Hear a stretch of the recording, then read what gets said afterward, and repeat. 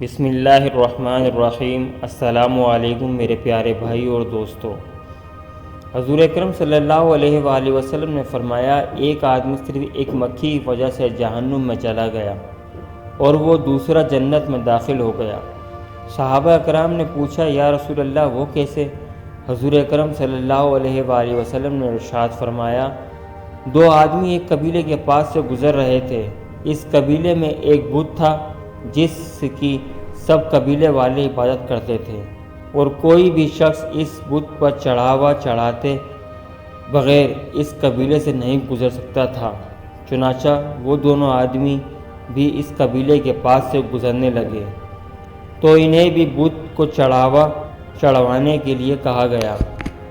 ان میں سے ایک شخص نے کہا کہ میرے پاس ایسا کچھ نہیں ہے جس کا چڑھاوا چڑھواؤں۔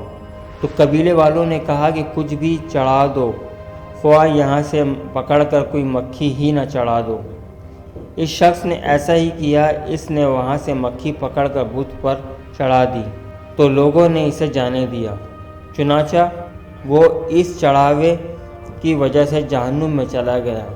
قبیلے کے لوگوں نے دوسرے آدمی سے کہا کہ تم بھی کوئی چیز بت کی نظر کر دو۔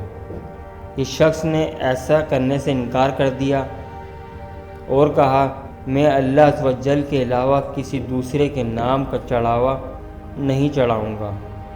قبیلے والوں نے غصے میں آ کر اسے قتل کر دیا۔ وہ شخص اپنے ایمان کی وجہ سے جنت میں چلا گیا۔ اگر میری آپ کو ویڈیو اچھی لگی تو پلیز میرے چینل کو سبسکرائب کریں، لائک کریں اور شیئر کریں۔